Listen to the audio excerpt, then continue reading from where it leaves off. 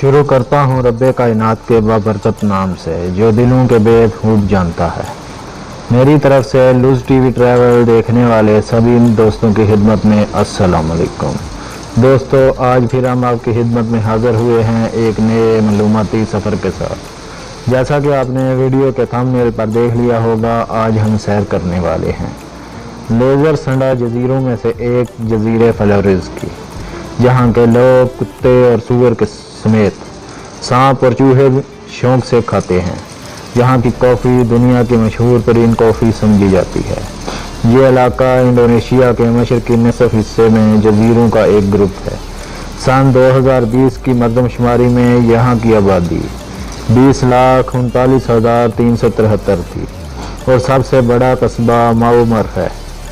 فلوریز نام پرتگالی زبان کے لفظ فلاور سے لیا گیا ہے۔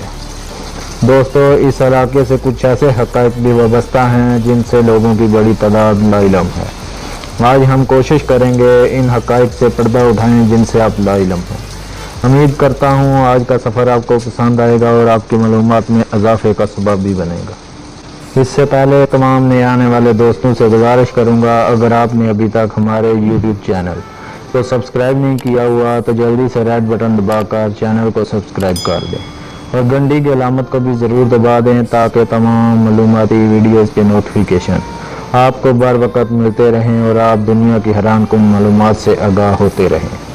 فلوریز سمباوا اور کوموڈو جزیروں کے مشرق میں اور لمباتا جزیرے اور البرٹ جزیرہ کے مغرب میں واقع ہے، جبکہ اس کے جنوب مشرق میں تیمور واقع ہے۔ جنوب میں سمبا آگنائے کے پار سمبا جزیرہ ہے اور شمال میں فلوریز بحر سے آگے سلویسی جزیرہ ہے۔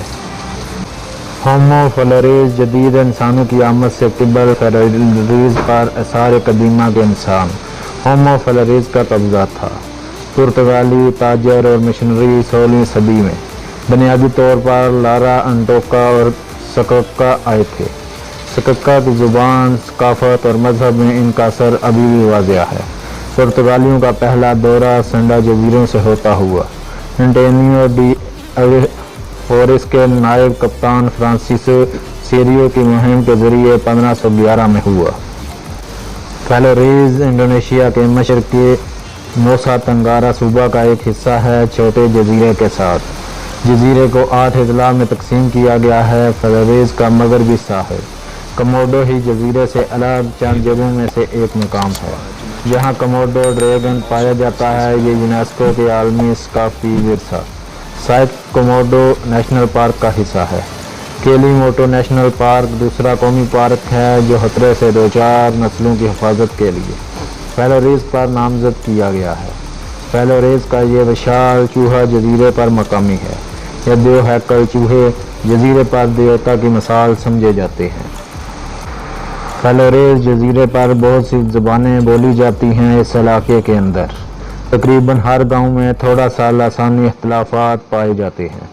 کم از کم 6 الگ زبانیں قابل ذکر ہیں: نگاڈا، ناجے، کیو، انڈے، لیو اور پالو، جو جزیرے پر بولی جاتی ہیں، جس کا نام فلوریز کے شمالی ساحل کے اسی نام سے ہے۔ دوستو، یہاں کے لوگ بلیاں، کتے اور سور کے گوشت کے علاوہ سانپ اور چوہے بھی کھا جاتے ہیں۔ یہاں کے زیادہ تر لوگ کتے اور سور کو بھیڑ بکریوں کی طرح پالتے ہیں اور فروخت کرتے ہیں۔ فلوریز کے مقامی لوگ زیادہ تر رومن کیتھولک عیسائی ہیں، جبکہ بیشتر دوسرے انڈونیشین مسلم ہیں۔ اس کے نتیجے میں فلوریز کو مذہبی سرحد سے گرا ہوا سمجھا جا سکتا ہے۔ اس جزیرے پر کیتھولک مذہب کی اہمیت کا نتیجہ مشرق میں پرتگال کے ذریعے نوآبادیات اور 20ویں صدی کے اوائل میں مغرب میں ڈچ قوم کی حمایت کے نتیجے میں نکلا ہے۔ انڈونیشیا کے دوسرے حصوں میں جیسے اہم ملاکو جزائر اور سلویسی جزائر کی اہم آبادی مسیحی آبادی ہے۔ جغرافیائی تقسیم کم سخت اور مسلمان اور عیسائی مل جل کر رہتے ہیں۔ انڈونیشیا کے دوسرے علاقے کے مقابلے یہاں مذہبی فسادات نہیں ہوتے۔